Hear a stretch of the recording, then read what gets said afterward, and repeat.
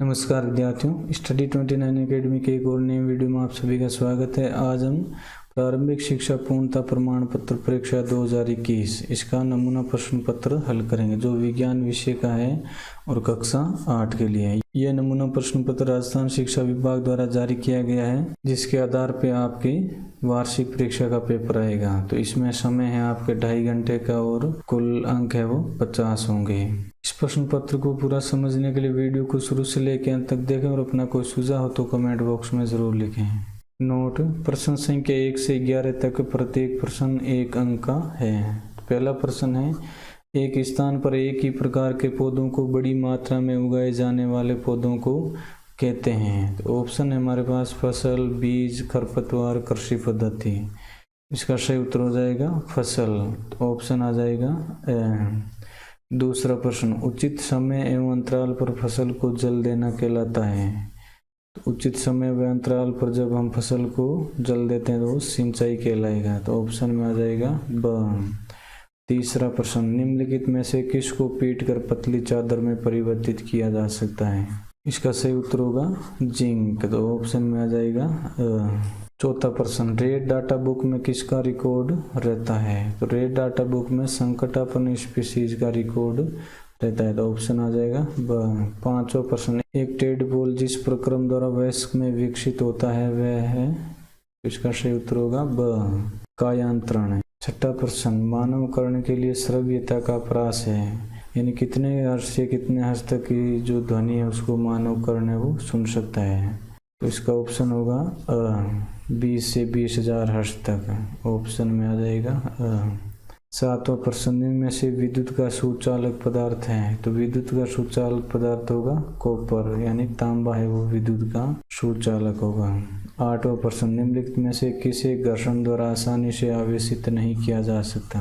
तो घर्षण के द्वारा तांबे की छड़ है उसको आवेशित नहीं किया जा सकता। ऑप्शन आ जाएगा सही ब। नौवां प्रश्न, चाक्षुष विकृति युक्त व्यक्ति किस विधि से अक्षरों की पहचान कर सकते हैं। आंखों से अगर नहीं दिखने की कोई समस्या हो तो ऐसा जो व्यक्ति है वो ब्रेल लिपि के द्वारा अक्षरों की पहचान करता है। ऑप्शन आ जाएगा द। 10वां प्रश्न, आग बुझाने में उपयोग में ली जाने वाली गैस है। तो आग बुझाने वाली गैस है कार्बन डाइऑक्साइड। ऑप्शन आ जाएगा 11वां प्रश्न, पेट्रोलियम का कौन सा उत्पाद सड़क निर्माण में उपयोग में लाया जाता है। सड़क निर्माण में कोल तार उपयोग में लाते हैं। तो ऑप्शन आ जाएगा द। प्रश्न संख्या 12 से 21 तक प्रत्येक प्रश्न 2 अंक का है। प्रश्न संख्या 12 से 21 में से कोई 7 प्रश्न हल करने हैं। 12वां प्रश्न, रबी व खरीफ की फसलों के 2 उदाहरण दीजिए। तो इसका उत्तर होगा रबी की फसल गेहूं व चना, खरीफ की फसल मक्का व बाजरा। 13वां प्रश्न, थर्मोप्लास्टिक व थर्मोसेंटिक प्लास्टिक किसे कहते हैं। तो इसका उत्तर होगा थर्मोप्लास्टिक। ऐसा प्लास्टिक जो गर्म करने पर आसानी से विकृत हो जाता है और सफलतापूर्वक मुड़ जाता है, उसे हम थर्मोप्लास्टिक कहते हैं। थर्मोसेंटिक प्लास्टिक, ऐसा प्लास्टिक जिसे एक बार सांचे में ढाल दिया जाता है तो इन्हें उष्मा देकर गर्म नहीं किया जा सकता, थर्मोसेंटिक प्लास्टिक कहलाता है। 14वां प्रश्न, निम्न गुणों के आधार पर धातु व अधातु का उदाहरण लिखिए। कमरे के तापमान पर द्रव्य धातु। कमरे के तापमान ऐसी कौन सी धातु है जो द्रव्य रूप में रहेगी। तो इसका उत्तर आ जाएगा पारा। दूसरा है, मिठाई पर पतली परत के रूप में लगाई जाने वाली धातु सिल्वर। मिठाई पे जो पतली परत लगाई जाती है वो सिल्वर की होती है। सजीवों के श्वसन में काम आने वाली गैस ये अधातु। तो सजीवों के काम में आती है अधातु ऑक्सीजन। ऑक्सीजन। पटाखों में प्रयुक्त होने वाली अधातु, पटाखों में सल्फर का प्रयोग होता है। 15वां प्रश्न, अलैंगिक जनन को परिभाषित कीजिए। जंतुओं में अलैंगिक जनन की 2 विधियों के नाम बताइए। तो इसका उत्तर होगा वह जनन जिसमें केवल एक ही जनक नए जीव को जन्म देता है, अलैंगिक जनन कहलाता है। ये जनन का वह प्रकार जिसमें जनक केवल एक ही जीव होता है, नर व मादा की जरूरत नहीं होती है, वो अलैंगिक जनन कहलाता है। जंतुओं में अलैंगिक जनन की 2 विधियां मुकुलन व द्विखंडन विधि है। 16वां प्रश्न, घर्षण बल को प्रभावित करने वाले 2 कारक बताइए। इसका उत्तर होगा घर्षण बल को प्रभावित करने वाले दो कारक हैं स्नेहक का प्रयोग और दूसरा है धारा रेखीय आकृति प्रदान करके। इन दोनों की सहायता से घर्षण बल है वो प्रभावित होता है, यानी इसको हम कम कर सकते हैं। 17वां प्रश्न, पौधाघर प्रभाव से आप क्या समझते हैं? उस गैस का नाम बताइए जो विश्व उष्णन को बढ़ा रही है, यानी विश्व के तापमान को बढ़ाने वाली गैस कौन सी है और ये पौधाघर प्रभाव क्या है? तो इसका उत्तर होगा पौधाघर प्रभाव, ग्रीन हाउस इफेक्ट, जिसको हम अंग्रेजी में ग्रीन हाउस इफेक्ट कह सकते हैं। वायुमंडल में उपस्थित कार्बन डाइऑक्साइड की परत द्वारा ऊष्मीय प्रभाव वाली अवरक्त किरणों को प्रग्रहित होने के कारण वायुमंडल में गर्म हो जाने को पौधाघर प्रभाव कहते हैं। कार्बन डाइऑक्साइड गैस विश्व उष्णता को बढ़ा रही है। पौधाघर प्रभाव जिसको हम ग्रीन हाउस इफेक्ट भी कहते हैं और इसका मुख्य कारण कार्बन डाइऑक्साइड गैस का वायुमंडल में बढ़ना है। 18वां प्रश्न, निम्न गैसों के पूरे नाम लिखिए। इनके शॉर्ट नाम दे रखे हैं एलपीजी व सीएनजी, इनके पूरे नाम बताने हैं। तो इसका उत्तर होगा एलपीजी लिक्विड पेट्रोलियम गैस, द्रवित petroleum gas. CNG compressed natural gas, संपीड़ित प्राकृतिक गैस, इसका हिंदी अर्थ हो जाएगा। 19वां प्रश्न, कार्बनीकरण किसे कहते हैं? कौन से ईंधन को जीवाश्म ईंधन कहते हैं? नाम लिखिए। इसका उत्तर होगा, सबसे पहले हम कार्बनीकरण की परिभाषा देखते हैं। मृदा के नीचे दबी मृत वनस्पति के उच्च ताप और दाब के कारण धीमे प्रक्रम द्वारा कोयले में परिवर्तन होने को कार्बनीकरण कहते हैं। ऐसे ईंधन जिनका निर्माण सजीव प्राणियों के मृत अवशेषों जीवाश्मों से होता है जीवाश्म ईंधन कहलाते हैं, जैसे कोयला, पेट्रोलियम, प्राकृतिक गैस आदि। 20वां प्रश्न, जल की बचत करने हेतु 5R से क्या तात्पर्य है? लिखिए, यानी 5R का जो सिद्धांत है वो क्या है? तो इसका उत्तर होगा कम उपयोग, रिड्यूस, पुनः उपयोग, रियूज, पुनः चक्रण, रिसाइकिल, पुनः प्राप्त करना, रिकवर और उपयोग न करना, रिफ्यूज। 21वां प्रश्न, वनोन्मूलन के दो कारण लिखिए। इसका उत्तर होगा कृषि के लिए भूमि प्राप्त करना, घरों एवं कारखानों का निर्माण। इन दोनों कारणों से वनों का उन्मूलन हो रहा है। प्रश्न संख्या 22 से 29 तक प्रत्येक प्रश्न 3 अंक का है। प्रश्न संख्या 22 से 29 में से कोई 5 प्रश्न हल करने हैं। जो आपको सरल लगे वो 5 प्रश्न आपको इसमें से हल करने होंगे। 22वां प्रश्न, जहाँ तक संभव हो प्लास्टिक के उपयोग से बचिए, इस कथन की पुष्टि कीजिए।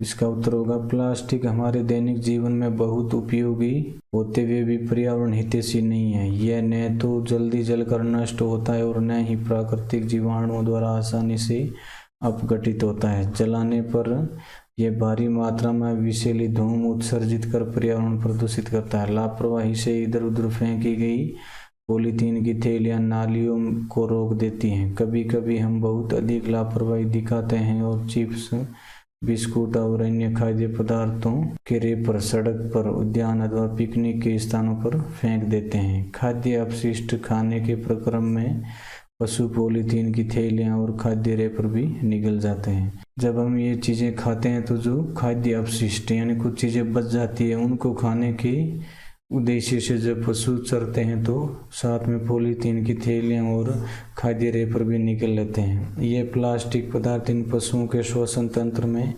कंठरोध उत्पन्न करते हैं, यानी कंठों को जाम कर सकते हैं अथवा आमाशय में एक अस्त्र बनाते हैं और अंततः ये उनकी मृत्यु का कारण बन सकते हैं। इसलिए हमें प्लास्टिक का उपयोग करते समय 5R सिद्धांतों को याद रखना चाहिए। 23वां प्रश्न, रीता की बहन के शरीर में आयरन की कमी हो गई है। रीता को अपनी बहन के लिए क्या उपाय करने चाहिए? तो इसका उत्तर होगा रीता की बहन के शरीर में आयरन की कमी हो गई है। इसकी कमी के कारण रक्त में हीमोग्लोबिन का निर्माण, कोशिकीय श्वसन, रक्ताल्पता रोग यानी एनीमिया, शरीर पीला व थकान के लक्षण होते हैं। आयरन की कमी को दूर करने के लिए रीता की बहन को भोजन में हरी सब्जियां, फल, बाजरा, गुड़ का सेवन करना चाहिए। डॉक्टर की सलाह से आयरन की गोलियों का सेवन करना चाहिए। 24वां प्रश्न, हमें कागज की बचत क्यों करनी चाहिए? ऐसे 2 उपाय बताइए जिनसे हम कागज की बचत कर सकते हैं। तो इसका उत्तर होगा 1 टन कागज प्राप्त करने के लिए पूर्ण रूप से विकसित 17 वृक्षों को काटा जाता है। वृक्षों को बचाने के लिए कागज की बचत अत्यंत आवश्यक है। कागज की बचत हम इस प्रकार कर सकते हैं। हम कागज का पुनः उपयोग कर सकते हैं तथा उपयोग के लिए कागज का 5 से 7 बार पुनः चक्रण किया जा सकता है, यानी उसको वापस काम में लिया जा सकता है 5 से 7 बार। दूसरा उपाय है कागज की जगह ज़्यादा से ज़्यादा डिजिटल संसाधनों का उपयोग करके इसकी बचत की जा सकती है। यानी आजकल नई तकनीक से कुछ ऐसे साधन विकसित कर दिए गए हैं जिसकी सहायता से हम अगर काम करेंगे तो कागज की बचत हो सकती है। 25वां प्रश्न, ध्वनि प्रदूषण मानव के स्वास्थ्य के लिए किस प्रकार हानिकारक है? इसे कम करने के लिए हम क्या सहयोग कर सकते हैं? तो इसका उत्तर होगा ध्वनि प्रदूषण से मानव स्वास्थ्य पर प्रभाव। सबसे पहले हम देखते हैं इसका मानव स्वास्थ्य पर क्या प्रभाव पड़ता है। ध्वनि प्रदूषण अनेक स्वास्थ्य संबंधी समस्याओं का कारण बन सकता है, जैसे अनिद्रा, अति तनाव, उच्च रक्तचाप, चिंता, श्रवण क्षमता में कमी हो सकती है और ये कमी अस्थायी अथवा स्थायी दोनों में से कुछ भी हो सकती है। ध्वनि प्रदूषण को कम करने के उपाय। ध्वनि को नियंत्रित करने के लिए हमें ध्वनि के स्रोतों पर नियंत्रण करना चाहिए। इसके लिए वायुयानों के इंजनों, यातायात के वाहनों, औद्योगिक मशीनों तथा घरेलू उपकरणों में सामान्य युक्तियाँ साइलेंसर लगानी चाहिए। ध्वनि उत्पन्न करने वाले क्रियाकलापों को आवासीय क्षेत्रों से दूर संचालित करना चाहिए। तीसरा, स्वचालित वाहनों के हॉर्न का उपयोग कम से कम करना चाहिए। चौथा, टेलीविजन तथा संगीत निकायों की ध्वनि प्रबलता कम करनी चाहिए। ध्वनि प्रदूषण के हानिकारक प्रभावों को कम करने के लिए सड़कों तथा भवनों के आसपास पेड़ लगाने चाहिए जिससे ध्वनि आवासों तक न पहुंच पाए। 26वां प्रश्न, एक बिल्डिंग में आग लग गई है। आग बुझाने व आपातकालीन परिस्थितियों में आप क्या उपाय कर सकते हैं? तो इसका उत्तर होगा यदि किसी बिल्डिंग में आग लग गई है तो आग बुझाने के लिए सामान्यतः जल का प्रयोग किया जाता है। जल डालने पर जलने वाले पदार्थ का ज्वलन ताप कम हो जाता है। ऐसा करने से आग का फैलना रुकता है, लेकिन जल विद्युत का चालक है, ऐसे में विद्युत करंट से दुर्घटना होने का डर रहता है, इसलिए पहले विद्युत सप्लाई बंद कर देनी चाहिए।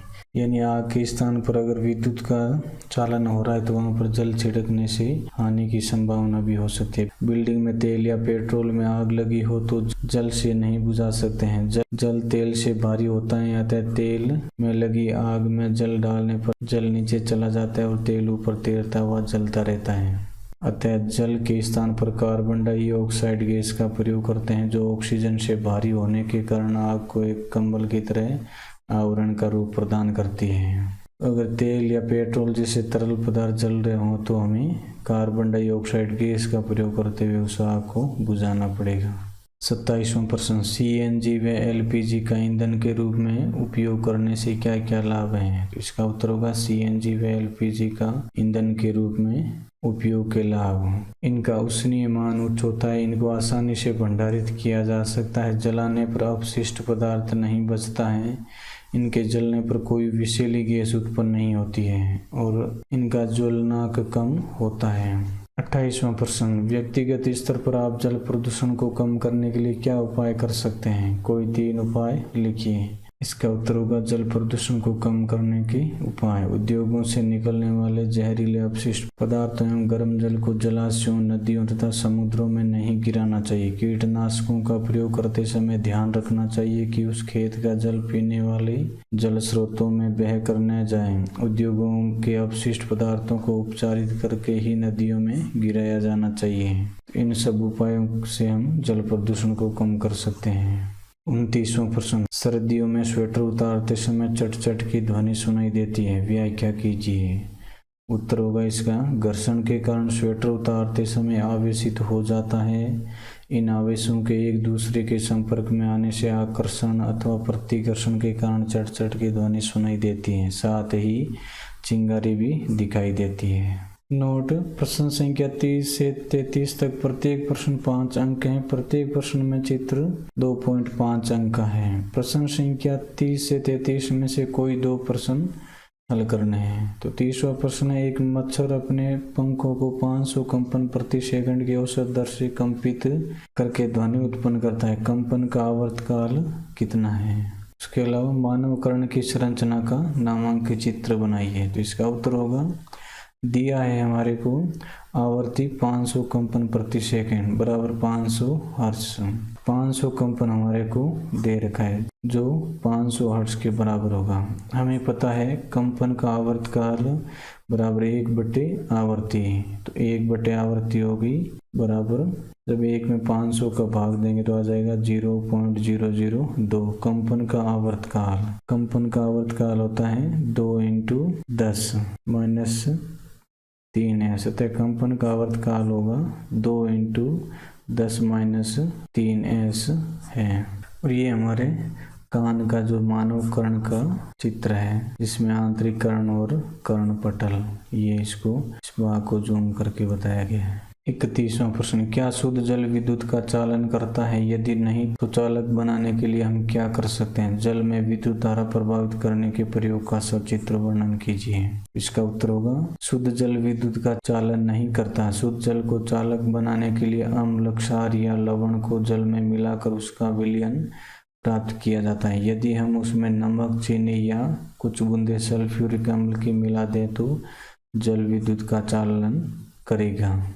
और ये इसका चित्र दिया गया है जिसमें बल्ब, कुंजी और बैटरी, और ये जो जल का पात्र है इसमें नमक का जल ये विलय भरा हुआ है। अगर आपको 30 व 31वां प्रश्न कठिन लग रहा हो तो 32 या 33 में से भी आप कोई प्रश्न हल कर सकते हैं। हमें 30 से 33 तक के जो 4 प्रश्न हैं उनमें से कोई 2 प्रश्नों को हल करना है। इस प्रकार इस वीडियो में हमने कक्षा 8 विज्ञान का मॉडल पेपर हल किया। अगले वीडियो में हिंदी का मॉडल पेपर हल करेंगे। वीडियो अगर उपयोगी लगा हो तो इसको लाइक करें और अपने दोस्तों में शेयर करें। चैनल पर पहली बार आए तो चैनल को सब्सक्राइब कर लें और बेल आइकन भी दबा दें ताकि आने वाले वीडियो के नोटिफिकेशन आपको समय पर मिल सकें। वीडियो को पूरा देखने के लिए आपका बहुत बहुत धन्यवाद।